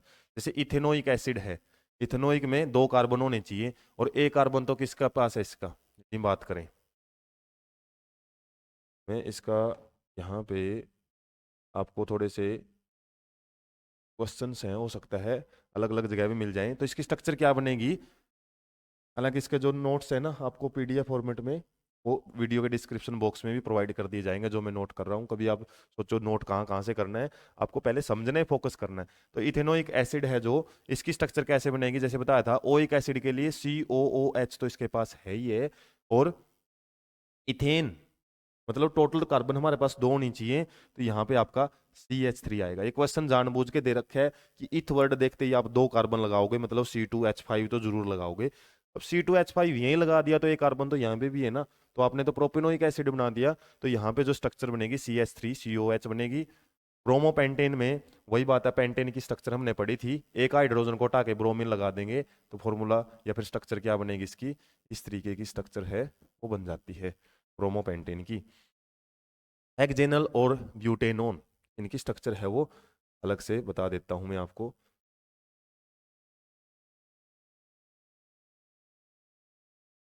एक तो हमने पढ़ा था ये ब्रोमोपेंटेन स्ट्रक्चर, एक था इसमें हेक्जेनल, और एक क्या था वो देख लेते हैं, एक है इसमें ब्यूटेनोन, तो एक है इसमें ब्यूटेनोन। इनकी स्ट्रक्चर कैसे बनी हुई है ये तो आपको ध्यान रखना है, क्या लगाया हुआ है, Al लगाया हुआ है यहाँ पे ब्रोमो का तो आपको बता दिया था, एक ब्रोमीन लगा देना है, बाकी कार्बन कार्बन कार्बन इस तरीके से आपने पूरे कर देने हैं हमारे 5 कार्बन। तो ये ब्रोमोपेंटेन है। और एक यदि आपने ध्यान दिया हो, एक स्टार लगा के इसके अंदर कुछ एक्स्ट्रा बात भी बोली हुई है, are the structural isomer possible of the bromopentane, क्या इसके स्ट्रक्चरल आइसोमर बन सकते हैं। और वहां पे पेंटेन था, यहाँ पे ब्रोमोपेंटेन है, तो बिल्कुल बन सकते हैं। हालांकि इसने नहीं बोला कि बनेंगे तो बना के दिखाओ, फिर भी हम प्रैक्टिस कर लेते हैं इसकी क्या क्या बन सकते हैं। तो इसमें ये बन गया हमारा ब्रोमोपेंटेन, बाकी कार्बन की वैलेंसी आप हाइड्रोजन लगा के पूरी कर सकते हो। एक तो ये हमारी स्ट्रक्चर है। उसके बाद एक स्ट्रक्चर ये भी बन सकती है कि कार्बन हमारे पास कितने हैं, टोटल 5 ही हैं, और ब्रोमीन है वो यहाँ पे लगा दिया, एक आइसोमर ये बन गया इसका। उसके बाद हमारे पास 5 ही हैं लॉन्ग चेन में, और लॉन्ग चेन में क्या है, 5 ही हैं, और एक बार ब्रोमीन हमने क्या लगा दिया, बिल्कुल बीचों बीच वाली कार्बन पे। एक बार तो इसके किनारे वाली पे लगाया, अगले वाली में दूसरे नंबर पे लगा दिया, तीसरे में हमने थर्ड नंबर पे ब्रोमीन लगा दिया। 3 स्ट्रक्चर तो ये बन सकती हैं। उसके अलावा मेन कार्बन में हम रख सकते, मेन चेन में रख सकते हैं 4, एक कार्बन लगा सकते हैं अलग से। इसमें ब्रोमीन यहाँ भी लगा सकते हैं, यहाँ भी लगा सकते हैं। इस तरीके से आप चाहो ना, 2 ब्रोमीन इकट्ठे एक स्ट्रक्चर में मत बनाना आप, तो इस तरीके से ब्रोमीन यहाँ लगा दिया, अगले वाले स्ट्रक्चर में आप कहाँ लगा सकते हो ब्रोमीन, इस तरीके से बात करें हम, तो जैसे यहाँ पे कार्बन, एक ब्रोमीन यहाँ भी लग सकता है, यहाँ लगा लो यहाँ लगा लो, बात बराबर ही है, उसमें कोई ज़्यादा चेंज नहीं आएगा। एक स्ट्रक्चर ये बन गई है, तो फर्स्ट स्ट्रक्चर थी, सेकंड थी, थर्ड थी, यहाँ पे 4, यहाँ पे 5th, और ऐसे ही आप ब्रोमीन की जितनी ज़्यादा स्ट्रक्चर बनाना चाहो बना सकते हो, लेकिन वो फिर क्या आ जाएंगी, कुछ स्ट्रक्चर्स के बाद वो रिपीट होना शुरू हो जाएंगी। तो हालांकि किसी ने नहीं बोला है, तो सिंपल आपसे पूछा है कि बन सकती हैं क्या, बिल्कुल बन सकती हैं, इसका रहेगा यस। और बना के दिखाओ तो 1-2 स्ट्रक्चर बना दो, सारे के सारे इसने नहीं पूछा है। उसके बाद बात किसकी थी इसमें, हेक्जेनल। Al के लिए हम CHO वर्ड है वो यूज करते हैं, हेक्जेन के लिए 6 कार्बन टोटल होनी चाहिए हमारे पास, लेकिन टोटल यहाँ पे इस कार्बन के साथ भी होनी चाहिए, तो 5 कार्बन बच गई हमारे पास। और बताया था आपको AN लगाओ ना, तो उसके लिए हम हमारा R ग्रुप वाला फॉर्मूला यूज करते हैं, C5H11। तो ये आपकी सिंपल फॉर्मूला बनेगा। और स्ट्रक्चर कैसे बनेगी इसकी, 5 कार्बन लगाओ पहले सिंपल 5 के लिए, उसके बाद एक कार्बन है इसका डबल बॉन्ड ऑक्सीजन, और एक H लगाओ। बाकियों की आप क्या कर सकते हो, हाइड्रोजन लगा के वैलेंसी है वो पूरी कर सकते हो, या फिर बॉन्डिंग है वो पूरी करके दिखा सकते हो। इस तरीके से क्या बन गया ये आपका हेक्सेनल। ब्यूटेन नॉन, नॉन के लिए आपको बताया था कार्बन डबल बॉन्ड ऑक्सीजन होनी चाहिए, अब टोटल कार्बन 4 होनी चाहिए। अब 4 के लिए 2 कार्बन इस साइड में और एक इस साइड में भी दिखा सकते हो, या फिर ये 2 कार्बन इस साइड में दिखा दो, वहां से एक कार्बन गायब कर दो, बात आपकी बराबर ही है। दोनों केस में हम ब्यूटेनोन ही बोलेंगे इसको। और बाकी वैलेंसी किससे पूरी कर सकते हो, हाइड्रोजन से, तो ये बाकी की वैलेंसी है वो आपने हाइड्रोजन से पूरी कर देनी है। अब आंख में इसके इसके मत लगा देना हाइड्रोजन, क्योंकि इसके तो carbon double bond oxygen 2 bond ऊपर बना दिए, एक बॉन्ड यहाँ एक बॉन्ड यहाँ, 4 बॉन्ड पूरे हो चुके हैं। और यहाँ पे हमारे पास क्या है स्ट्रक्चर। और इनकी भी आप इलेक्ट्रॉन डॉट स्ट्रक्चर बना के प्रैक्टिस कर सकते हो। जैसे जहां जहां पे सिंगल बॉन्ड है वहां पे डॉट लगाए और कार्बन के ऑक्टेट है पूरे कर दे, हाइड्रोजन के डुप्लेट पूरे करने हैं, ऑक्सीजन के भी इस तरीके से आप इलेक्ट्रॉन डॉट स्ट्रक्चर बना सकते हो। जैसे आपको थोड़ा सा या ब्यूटेनोन का ही दे देता हूं मैं, ब्यूटेनोन की इलेक्ट्रॉन डॉट स्ट्रक्चर आपसे पूछे तो कार्बन डबल बॉन्ड, ये हमारे पास सिंपल स्ट्रक्चर थी, यहाँ पे डबल बॉन्ड ऑक्सीजन के साथ जुड़ा हुआ था और ये क्या है एच हैं वो लगे हुए हैं यहाँ पे। इस पे मत लगाना, मैंने बोला था क्योंकि इसके बॉन्ड पहले से ही 4 बने हुए हैं। तो क्या करेंगे, सिंपल कार्बन 4 है हमारे पास, ऑक्सीजन है, तो इसको हमने क्या बिना बॉन्ड के नॉर्मली दिखा देना है। ये लगाया था क्या ऑक्सीजन, तो लगा लेते हैं ऑक्सीजन, यहाँ पे दिखाया था तो। और इसका हाइड्रोजन है, इसके लगाना नहीं हमने, इसका हाइड्रोजन है, इसका हाइड्रोजन यहाँ पे। अब क्या करने हैं, जहाँ जहाँ पे सिंगल बॉन्ड है वहाँ पे दो दो इलेक्ट्रॉन है वो लगा सकते हैं। यहाँ पे डबल बॉन्ड है तो 2 इलेक्ट्रॉन और 2 मतलब 4 लगाएंगे यहाँ पे, और सबके बीच में सिंगल बॉन्ड है तो 2 2 इलेक्ट्रॉन लगा देंगे। ऑक्सीजन के पास 2 इलेक्ट्रॉन एक्स्ट्रा भी बचे हुए हैं बॉन्ड बनाने के बाद, वो भी आपको दिखाने पड़ेंगे।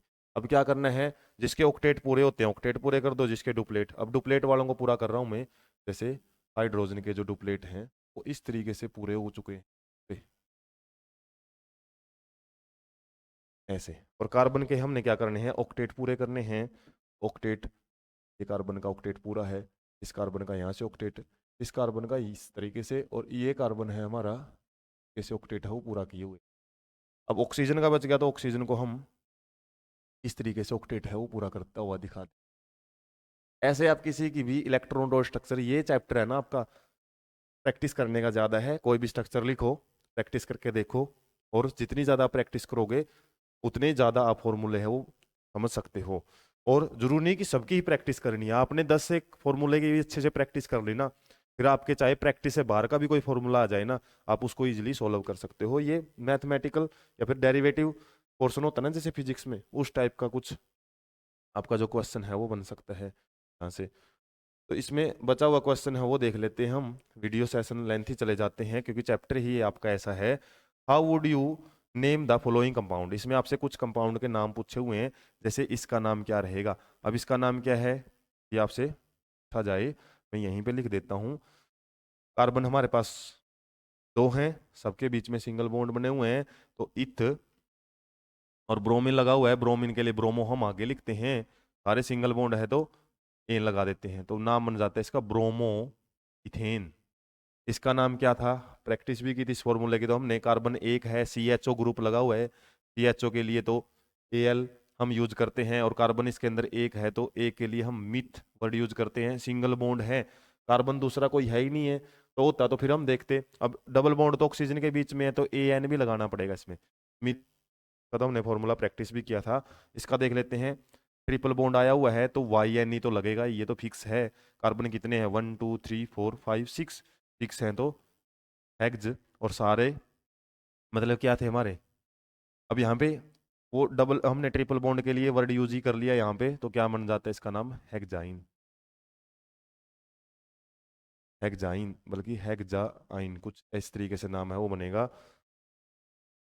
क्योंकि वहां पे मेनली आपको याद रखना है ये हेक्साइन ही बनेगा। ए है ना वो वर्ड यहाँ पे यूज नहीं किया जाएगा, वो फंक्शनल ग्रुप के लिए यूज करते हैं, हालांकि ट्रिपल बॉन्ड में है आप सिंपली इसका नाम हेक्साइन ये वर्ड यूज करोगे। वाई एन ट्रिपल बॉन्ड के लिए, हेक्स किसके लिए आया है, 6 कार्बन के लिए। एन अभी लगाना नहीं है हमने, ट्रिपल बॉन्ड का जिक्र आ चुका है। डबल बॉन्ड और ट्रिपल बॉन्ड का जब जिक्र आए तो इन और आइन ही लगेगा, एन को भूल जाओ उस टाइम। ये एन एल कब लगे थे, जब हमारे कोई और फंक्शनल ग्रुप है वो लगे हुए थे। इस तरीके से ही हमारा सेकंड ब्लू बॉक्स है वो यहाँ पे कंप्लीट हो जाता है। हालांकि इसके अंदर काफ़ी एक्सप्लेनेटरी पोर्शन है वो हमने कर लिया है। इसके बाद हमारे पास जो 2 इंपॉर्टेंट कंपाउंड रहेंगे, कौन कौन से, एक तो रहेगा इथेनोइक एसिड और एक रहेगा इसमें इथेनॉल। ये 2 कंपाउंड है वो आपको थर्ड पार्ट के साथ है वो करवा दिए जाएंगे। आज जो हमारा जो कुछ डिस्कशन है, बेसिक सा नॉर्मल सा डिस्कशन, वो देख लेते हैं कि कार्बन कंपाउंड है ना वो कौन कौन सी प्रॉपर्टी है वो शो करते हैं। तो कार्बन के कंपाउंड है वो कौन कौन सी प्रॉपर्टी शो करेंगे, कंबस्शन हो सकता है उनका, ऑक्सीडेशन हो सकता है, दूसरी प्रॉपर्टी ये है, फर्स्ट प्रॉपर्टी ये है, इनसे क्वेश्चन आपसे पूछे जाते हैं। तीसरी है एडिशन रिएक्शन और चौथी है सब्स्टिट्यूशन रिएक्शन। चार टाइप से, ये एनसीईआरटी के ही क्या है स्क्रीनशॉट्स हैं। तो इसमें हमने सिंपल समझना है कि जब हम किसी भी कार्बन को, कम्बस्शन वाला चैप्टर आता था एक लोअर क्लासेज में, ऑक्सीजन के प्रेजेंस में जलाते हैं तो CO2 बनती है। तो कार्बन कंपाउंड कोई भी हो आपका, कार्बन के कोई भी कंपाउंड हो, जब उसको अच्छी खासी ऑक्सीजन मिल जाएगी ना, तो वो किस में बदल जाता है, CO2 और H2O में, और एनर्जी इसमें से रिलीज होती है। कहने का मतलब ये एक्जोथर्मिक रिएक्शन है वो शो करता है। और यदि हम क्या करें, ऑक्सीजन की सप्लाई लिमिटेड कर दें, तो उस केस में कार्बन मोनोऑक्साइड गैस है वो बनती है। इसके अलावा इनकम्प्लीट कंबस्शन भी हो सकता है। इनकम्प्लीट कंबस्शन, अपनी बुक के अंदर दो चार बातें हैं वो इंपॉर्टेंट लिखी हुई हैं जो मैंने हाईलाइट की हुई हैं। यहाँ पे हम देख सकते हैं, गैस और kerosene oil stove used home has inlets of air so that the sufficient oxygen reach. जो गैस होते हैं ना, गैस को ये जो हमारा स्टोव होता है गैस वाला, उसको यदि हम नीचे से देखें तो एक खाली जगह मिलती है उसमें, और वहां से कईयों का क्वेश्चन रहता है कि यहाँ से गैस क्यों नहीं लीक होती। तो गैस लीक नहीं होती, उसमें प्रेशर से जब गैस निकलती है तो एयर भी उसके साथ मिलके आगे बढ़ती है, जिसलिए वहां पे क्लीन फ्लेम के साथ ही हमारी जो गैस है, और गैस में क्या होता है, CH4 मीथेन होता है, और मीथेन जो जलता है तो उससे कोई धुआं वगैरह नहीं निकलता, हमारे बर्तन हैं वो भी नीचे से ब्लैक नहीं पड़ते हैं इस तरीके से। लेकिन यदि उसको इम्प्रॉपर सप्लाई मिले ना, तो उस केस में हम जैसे चूल्हे वगैरह पे यदि कोई बर्तन रखते हैं तो नीचे से ब्लैक पड़ जाता है। वो किसकी वजह से, इनकम्प्लीट कंबस्शन होता है वहां पे कार्बन का, और कार्बन का जब इनकम्प्लीट कंबस्शन होता है तो क्या बन जाता है, स्मोक, धुआं है वो बन जाता है, पार्टिकल्स नीचे चिपकते रहते हैं। इसके अलावा जो फ्यूल्स है हमारे, कोयल्स और पेट्रोलियम, इनके अंदर भी कार्बन होती है। जब ये जलते हैं तो ये CO2 तो बनाते हैं, इसके अलावा सल्फर की ऑक्साइड भी बनाते हैं, SO2 और SO3, नाइट्रोजन के ऑक्साइड भी बनाते हैं, जो कि पोल्यूटेंट का काम भी करते हैं हमारे एनवायरनमेंट में। तो जो पेट्रोलियम और जो ऑयल हैं, ये भी कार्बन के कंपाउंड ही हैं। ये कार्बन डाइऑक्साइड के अलावा सल्फर डाइऑक्साइड, सल्फर ट्राइऑक्साइड या फिर नाइट्रोजन ऑक्साइड्स हैं वो भी बनाते हैं, जो कि एसिड रेन भी कोज कर सकती है। हमने सेकंड चैप्टर में पढ़ा था एसिड बेस में। तो ये कंबस्शन में तो इतना ही याद रखना आपने, कंप्लीट कंबस्शन होएगा तो CO2 और H2O बनेगा, जबकि इनकम्प्लीट कंबस्शन में कार्बन मोनोऑक्साइड और स्मोक है वो बन सकता है। टूटी फ्लेम का मतलब यही है, थोड़ा सा आपको पार्टिकल्स हैं वो उड़ते हुए दिखाई देते हैं। उसके अलावा ऑक्सीडेशन जब हम करते हैं किसका, कार्बन कंपाउंड का, तो इसमें आपको सिंपली एक सीरीज याद रखनी है, तो मैं आपको थोड़ा सा आइडिया दे देता हूँ ऑक्सीडेशन का, से रिलेटेड आपसे क्वेश्चन हैं। वो कैसे, यदि आपके पास कोई एल्केन है, एल्कीन है, एल्काइन है, सिंपल कोई भी हाइड्रोकार्बन है, में केवल हाइड्रोजन और कार्बन है, उसका यदि हम ऑक्सीडेशन करते हैं, सबसे पहले बनता है एल्कोहल। और एल्कोहल में आपको पता है OH आ जाता है, ऑक्सीजन आ जाती है। इसमें तो क्या थे, कार्बन एंड हाइड्रोजन ही थे केवल। जब हमने ऑक्सीजन इसको थोड़ी सी दी है, किसी भी ऑक्सीडाइजिंग एजेंट से दी जा सकती है, ये याद रखना, डायरेक्ट ऑक्सीजन इनको नहीं दी जाती, ऑक्सीडाइजिंग एजेंट से दी जाती है ऑक्सीजन।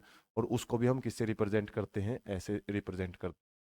अब एल्कोहल को यदि हम क्या कर देते हैं, और ज्यादा ऑक्सीडेशन यहाँ पे करवा देते हैं एल्कोहल की, उससे बन जाता है हमारा एल्डेहाइड। और एल्डेहाइड का फॉर्मूला क्या होता है, carbon double bond oxygen H, क्या आता है ना। अब यहाँ पे इसका फॉर्मूला क्या था, ROH था, और यहाँ पे क्या था, केवल R का मतलब हाइड्रोजन और कार्बन ही थी हमारे पास। यहाँ पे एक ऑक्सीजन ऐड हुई है, यहाँ पे क्या हुआ है, इस से हमारे पास एक हाइड्रोजन और, मतलब यहाँ पे यदि बात करें अल्कोहल का फॉर्मूला, यदि हम बात करें सिंपल अल्कोहल, इथेनॉल की बात करते हैं। इथेनॉल मतलब कार्बन कार्बन है, और यहाँ पे OH है, और यहाँ पे H है, और यहाँ पे भी H है। तो और ऑक्सीडेशन करेंगे तो क्या होएगा, ऑक्सीजन है ना जो इन दो हाइड्रोजन को उठा के लेके चली जाती है, H2O बना लेती है, और जो ऑक्सीजन है ना ये डबल बॉन्ड डायरेक्ट किसके साथ बना लेता है, हमारा कार्बन के साथ। तो इस टाइप की स्ट्रक्चर बनती है। एल्डिहाइड भी बन सकता है, या फिर कीटोन भी है वो भी बन सकता है, ऑक्सीडेशन करते हैं। और ज्यादा यदि हमने ऑक्सीडेशन कर दी, फिर आपका बनता है, तो यहाँ पे जो हाइड्रोजन लगा हुआ है ना, अब इसके साथ भी ऑक्सीजन आके अटैच हो जाती है। ऑक्सीजन एक तो डबल बॉन्ड बनाई हुई थी, एक बीच में और आके अटैच हो जाती है, तो ये क्या बन जाता है आपका, कार्बोक्सिलिक एसिड। तो ये आपको समझाने की कोशिश की जा रही है कि ये जो हमने फंक्शनल ग्रुप पढ़े थे ना, अल्कोहल, एल्डिहाइड, कीटोन और कार्बोक्सिलिक एसिड, केवल यही फंक्शनल ग्रुप आपको क्यों दिए हुए हैं, क्योंकि आपस में जुड़े हुए हैं कहीं ना कहीं से। जब हम बिल्कुल सबसे सिंपल से ऑक्सीडेशन करना शुरू करते हैं तो अल्कोहल बन जाता है। अल्कोहल की और ज्यादा ऑक्सीडेशन करेंगे एल्डिहाइड या कीटोन, और ज्यादा करेंगे तो कार्बोक्सिलिक एसिड। और जब हम टोटली ऑक्सीडेशन कर देते हैं और ज्यादा ऑक्सीजन है वो दे देते हैं इसको, तो CO2 प्लस H2 में ये कन्वर्ट हो जाता है फाइनली। तो ये कार्बन डाइऑक्साइड, जितनी ज्यादा ऑक्सीजन होती है ना, सारी की सारी ऑक्सीजन वो जुड़ जाती है, हाइड्रोजन के साथ जुड़ जाती है तो H2O, कार्बन के हर एक मॉलिक्यूल के साथ ऑक्सीजन जुड़ गई तो CO2। तो ये याद आपको रखना है कि इस तरीके से ऑक्सीडेशन करेंगे तो हमारे जो मॉलिक्यूल हैं वो कैसे एक दूसरे में कन्वर्ट होंगे। तो यहीं पे दिया हुआ आपका, हालांकि किसकी बात की हुई है इसमें, अल्कोहल की, एल्केलाइन KMnO4 और एसिडिफाइड K2Cr2O7, मतलब ये क्या है, हमारे ऑक्सीडाइजिंग एजेंट हैं, ऑक्सीजन प्रोवाइड करवाते हैं। KMnO4 को पोटेशियम क्रोमेट मैग्नेट बोलते हैं, पोटेशियम मैग्नेट, पोटेशियम पर मैग्नेट बोला जाता है बल्कि, पोटेशियम पर मैग्नेट, और इसको पोटेशियम डाइक्रोमेट बोलते हैं K2Cr2O7। ये आपके ऑक्सीडाइजिंग एजेंट हैं, जैसे इसमें लिखा हुआ है पोटेशियम परमैंगनेट और एसिडिफाइड पोटेशियम डाइक्रोमेट, ये ऑक्सीडाइजिंग एजेंट है, एग्जांपल आपसे पूछे जा सकते हैं। उस केस में क्या है, हमारा कार्बोक्सिलिक एसिड है में कन्वर्ट हो जाता है। और यदि इसको सीधा ही जलाएं हम अल्कोहल को, वो टोटली प्रेजेंस ऑफ ऑक्सीजन में, ये लिमिटेड सप्लाई हम बोल सकते हैं, लिमिटेड सप्लाई ऑक्सीजन की, उस केस में ये कार्बोक्सिलिक एसिड बना सकता है। बीच में यदि और लिमिटेड हम कर दें तो ये एल्डिहाइड और कीटोन भी बना सकता था, मैं तो एंड में दिखा दिया इसने, कार्बोक्सिलिक एसिड बना सकता है। तो यदि हम ऑक्सीडेशन करते हैं किसकी, कार्बन कंपाउंड की, तो उससे हम अलग अलग प्रोडक्ट है वो बना सकते हैं। मैंने उसका आइडिया आपको दे दिया है। एडिशन रिएक्शंस क्या होती हैं, एडिशन रिएक्शंस मतलब कोई चीज का ऐड होना। और एडिशन रिएक्शन है आपकी ज्यादातर किस में देखी जाती है, एल्कीन में और एल्काइन में। कहने का मतलब अनसैचुरेटेड हाइड्रोकार्बन्स में, और अनसैचुरेटेड के साथ आपके माइंड में वो पिक्चर क्लियर हो जानी चाहिए कि इसके अंदर हाइड्रोजन हम ऐड कर सकते हैं। फर्स्ट पार्ट में मैंने बताया था कि इसके अंदर, और ये बात मैंने फर्स्ट पार्ट में हालांकि डिस्कस कर ली थी कि कार्बन कार्बन यदि आपका डबल बॉन्ड है कहीं पे, तो उसके पास हमारे पास क्या चॉइस रहती है कि इसमें हम, और ये जो कार्बन कार्बन डबल बॉन्ड है इसको तो हम सिंगल बॉन्ड में कन्वर्ट कर दें, और जो कार्बन की वैलेंसी है उनको हम हाइड्रोजन से ऐड करवा के पूरी कर सकते हैं।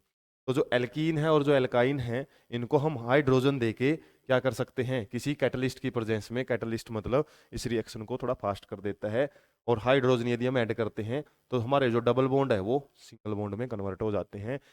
कहने का मतलब जो अनसैचुरेटेड है वो सैचुरेटेड, सैचुरेटेड का मतलब बताया था कार्बन कंपाउंड के केस में जितनी भी जगह है ना कार्बन के पास, वो सारी की सारी यदि हाइड्रोजन से ऑक्यूपाई हो जाती है, या फिर जो कार्बन कार्बन के बीच में डबल बॉन्ड या ट्रिपल बॉन्ड है वो ब्रेक होके सिंगल बॉन्ड में कन्वर्ट हो जाते हैं, उसको बोला जाता है क्या, हाइड्रोजिनेशन रिएक्शन, जब हम स्पेशली हाइड्रोजन ऐड करते हैं, या फिर एडिशन रिएक्शन।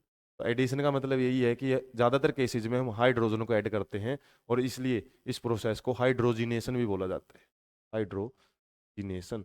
और हाइड्रोजिनेशन जो कहाँ की जाती है, हमारे जो ऑयल होते हैं ना, वेजिटेबल ऑयल्स, उनके अंदर हाइड्रोजन को पास करके क्या बनाया जाता है, वनस्पति घी बनाया जाता है, जैसे डालडा वगैरह होता है, वो जो घी है वो हम इस तरीके से बनाते हैं हाइड्रोजिनेशन प्रोसेस से। क्योंकि जो ऑयल होते हैं वो लिक्विड फॉर्म में होते हैं, और जो घी हैं वो थोड़े सॉलिड फॉर्म में होते हैं, इतना ही फर्क होता है इनमें। और वो कैसे बनाए जाते हैं, ये लिक्विड फॉर्म है, इसको सॉलिड फॉर्म में कन्वर्ट कर दिया जाता है। उसके बाद आपसे थोड़ा सा एक इंपॉर्टेंट बात और की हुई है, animal fats generally contain saturated fatty acids which are used to be harmful for health.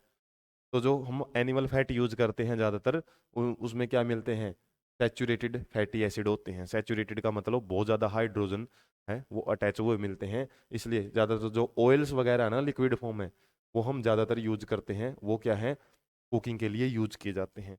इतने ज़्यादा प्रॉब्लमेटिक नहीं होते, हाइड्रोजन मतलब कम होते हैं उसके अंदर, ज़्यादा हाइड्रोजन हाइड्रोजनेशन में पढ़ते हैं हम, और यदि कम हाइड्रोजन है तो वो ऑयल वगैरह है उनको बोला जाता है, ऑयल लिक्विड फॉर्म में आपके मिलते हैं, और कुकिंग के लिए ऑयल्स को यूज करते हैं, फैट को यूज नहीं करते। सब्सटीट्यूशन रिएक्शन देख लेते हैं। सब्सटीट्यूशन का मतलब बदलना, और इसमें क्या करते हैं, किसी भी एक हाइड्रोजन को क्लोरीन के साथ, हाइड्रोक्साइड के साथ, CHO के साथ हमने पढ़ा था, मतलब एक हाइड्रोजन हटाया था और कोई फंक्शनल ग्रुप लगाया था, उस केस में जो भी रिएक्शंस होती हैं वो आपकी क्या कहलाती हैं, सब्सटीट्यूशन रिएक्शन। जैसे इसमें CH4 में से एक हाइड्रोजन हटा के क्लोरीन लगा दिया, तो क्या हुआ इसमें, CH3Cl बन गया, मतलब हमारे पास क्लोरो इथेन बन गया। और जो इसमें से एक हाइड्रोजन निकला है, इसमें से एक क्लोरीन बचा है, वो HCl बना लेता है। और किसकी प्रेजेंस में रिएक्शन होती है? ये सनलाइट की प्रेजेंस में। तो इस तरीके से ये भी रिएक्शन हमारे कार्बन कंपाउंड है वो शो करते हैं। जैसे वहाँ पे हमने पढ़ा था displacement reaction, double displacement reaction. Substitution reaction भी एक प्रकार की डिस्प्लेसमेंट रिएक्शन ही है। डिस्प्लेसमेंट में हमने बस किसके लिए पढ़ा था? एक मेटल दूसरी मेटल को डिस्प्लेस कर देती है, जबकि यहाँ पे क्या रहेगा आपका? सिंपली एक जो नॉन मेटल है दूसरी नॉन मेटल को डिस्प्लेस कर लिया। क्लोरीन है यहाँ पे क्या है? हमारी नॉन मेटल है, हाइड्रोजन भी नॉन मेटल है, उसके लिए सब्स्टिट्यूशन वर्ड यूज करते हैं। काम वही है भाई, हाइड्रोजन को रिप्लेस करके वहाँ पे क्लोरीन है वो चिपक जाती है हमारे पास। और सिंपली जो स्ट्रक्चर बनती है या फिर जो भी रिएक्शन होती है उसको हम सब्स्टिट्यूशन रिएक्शन बोलते हैं। तो कार्बन के कंपाउंड इस तरीके से आपकी रिएक्शन शो करते हैं। हालांकि चैप्टर है ये काफ़ी बचा हुआ है, वीडियो लेंथ काफ़ी बढ़ चुकी है, इसलिए जो भी नोट्स हैं आपके प्रोवाइड किए जाएंगे, इसके साथ यहीं तक हम प्रोवाइड करेंगे।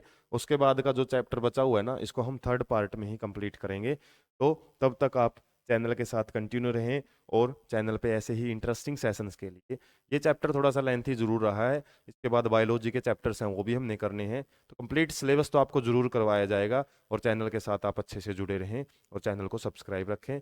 वीडियो और हमारी यदि मेहनत आपको ठीक लगती है, अच्छी लगती है, तो इसको ज़्यादा से ज़्यादा दोस्तों के पास वीडियो को शेयर करके आप अपना इंटरेस्ट है वो भी दिखा सकते हैं। कोई भी क्वेश्चन है वो कमेंट सेक्शन में डाल के आपको एट ए टाइम है उसका जवाब देने की कोशिश की जाएगी। Thank you so much.